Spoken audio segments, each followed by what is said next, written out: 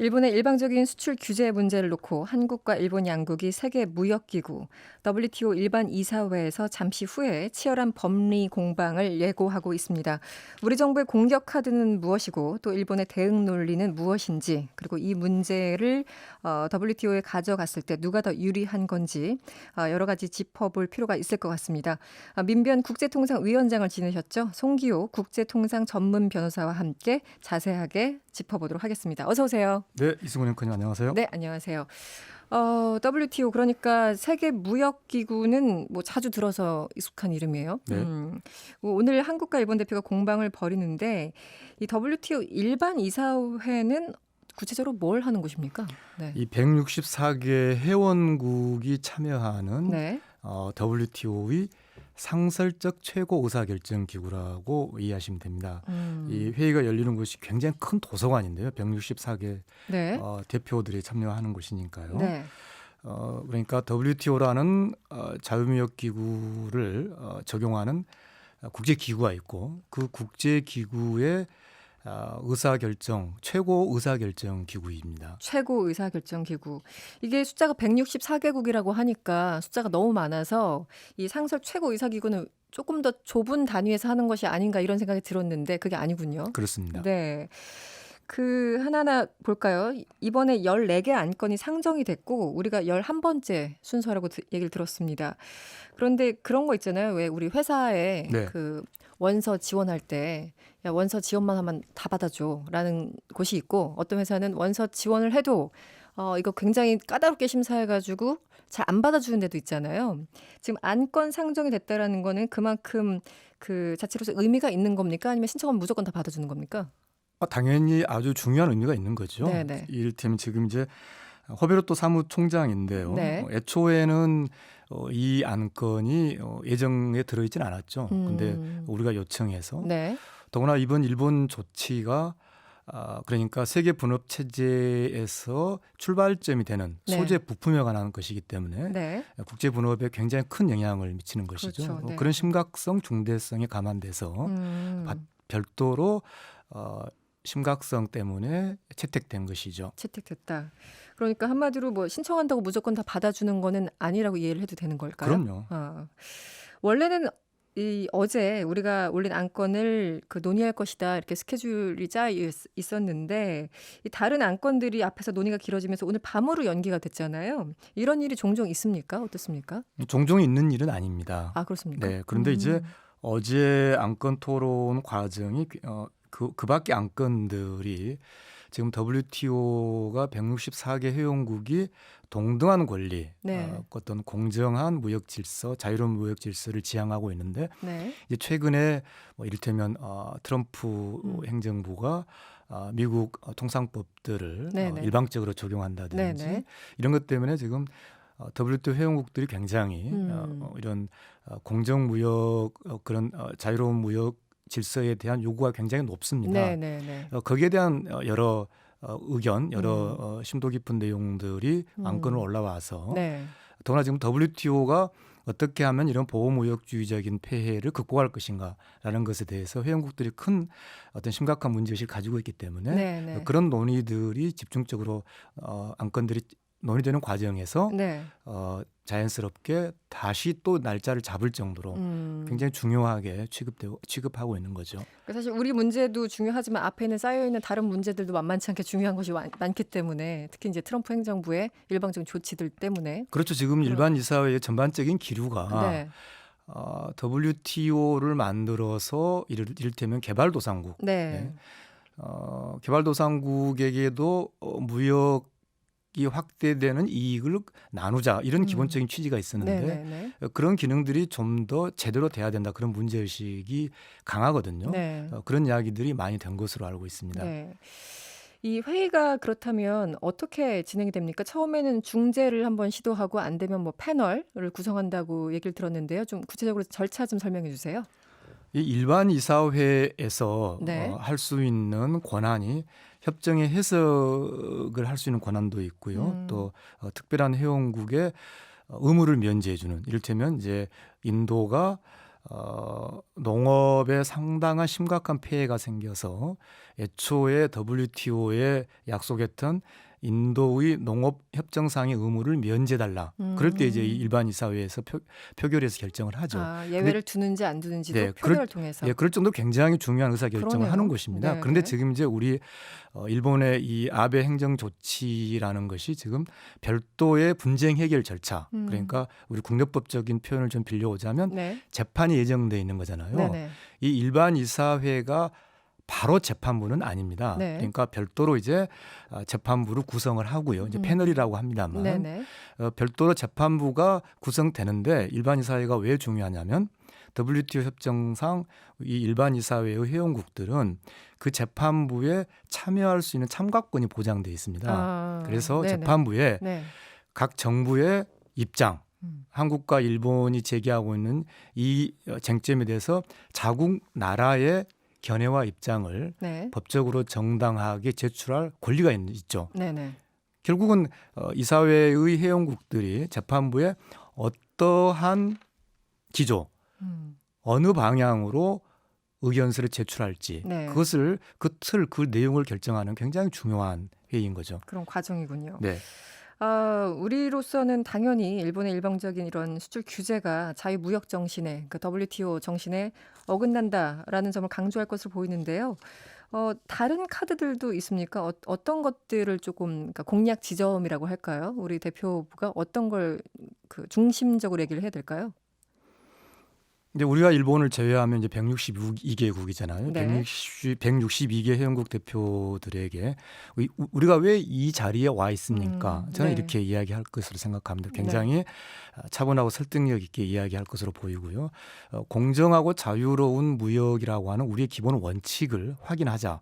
그리고 일본의 이 조치가 네.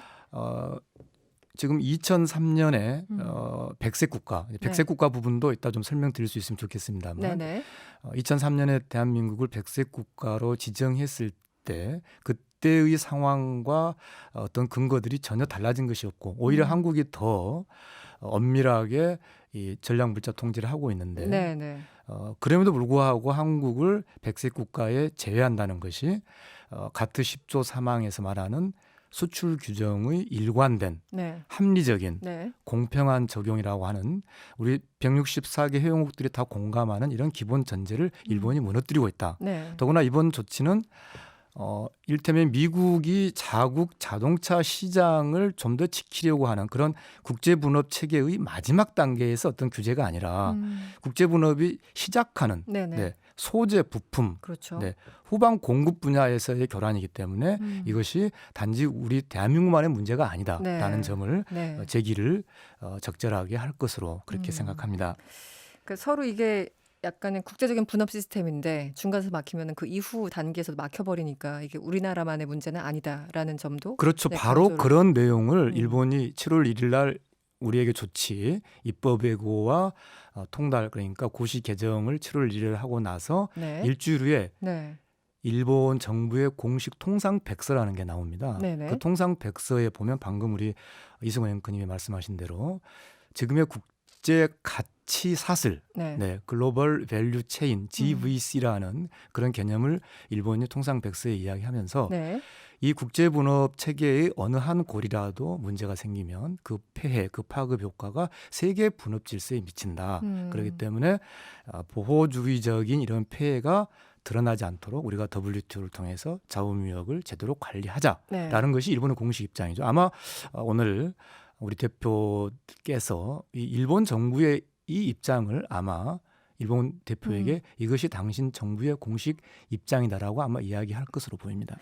일본이 이제 초기에는 이게 약간 일본 쪽에서도 공식적으로 나오는 발언들이 좀 왔다 갔다 했잖아요. 이 뭐 안보 문제 때문에 규제를 한다, 혹은 뭐 조금 솔직하게는 사실 과거사 문제 때문에 이런 뭐 보복 조치를 할 수밖에 없다, 이런 얘기들이 이제 직간접적으로 나왔었는데 기본적으로 지금 현재 일본은 수출 규제 명분으로 전략물자 관리 등을 내세우고 있습니다.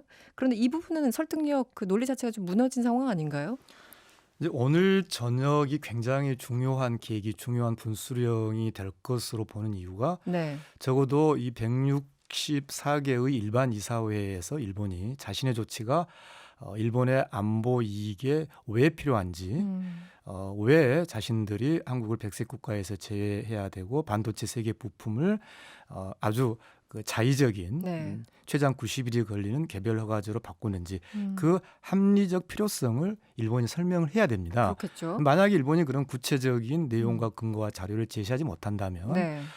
그 모순은 저는 일본이 이 조치를 설령 한국에게 영향을 주는 범위 내에서는 일정 기간 가져가려고 하겠지만 네. 그것이 국제 통상법적 국제 사회에서는 동력을 가져가기가 대단히 네. 지속적인 동력을 가져가기 어려울 것으로 보입니다. 그런 점에서 오늘 일본이 어떠한 구체적인 내용과 근거를 회원국들에게 제시할 것인지 그 굉장히 중요한 날입니다. 국제적인 지지를 받지 못한다면 뭐 90일간 본인들이 원하는 대로 하긴 하겠지만 이게 장기전으로 간다면 일본 정부에 타격을 갈 수밖에 없겠네요. 왜냐하면 이것은 기본적으로 일본 국내 기업에 대한 규제이거든요. 네네네. 네, 너무나 당연한 거지 않습니까? 네. 그러면 일본 국내 기업에게 굉장히 이제 복잡하고 어려운 규제를 하는 건데 일본 관련 법은요. 일본 기업이 이 규제를 어길 경우에 최대 10년의 징역형을 구차하도록 최대 10년이요. 네, 굉장히 엄격한 그러네요. 규제를 하는 것이죠. 그런데 일본 정부가 세계 무역 규범에 합당하다라는 그런 설명을 해주지 못하면서 이런 규제를 장기적으로 갈 경우에는 지금 일본 국민 경제 입장에서 봤을 때는 일본은 일관되게 통상국가 일본, 네. 자유무역국가 일본 그리고 WTO의 국제 룰을 선도하는 일본이라는 그런 네. 기본 전제에 서 있죠. 제가 7월 1일 이 사태가 생기고 나서 이제 일본 관계자들이랑 이야기할 때 가장 제게 네네. 직접적으로 들렸던 것이 방사능 검역, 일본산 수산물 방사능 검역 사건에서 WTO에서 졌는데 네네. 이제 또 이 일로 WTO에서 한국에게 또 지려고 하는 것이냐. 그런 얘기가 네, 있습니까? 일본이 한국에게 WTO에 연속으로 2번 진다는 것은 도저히 받아들일 수 없다.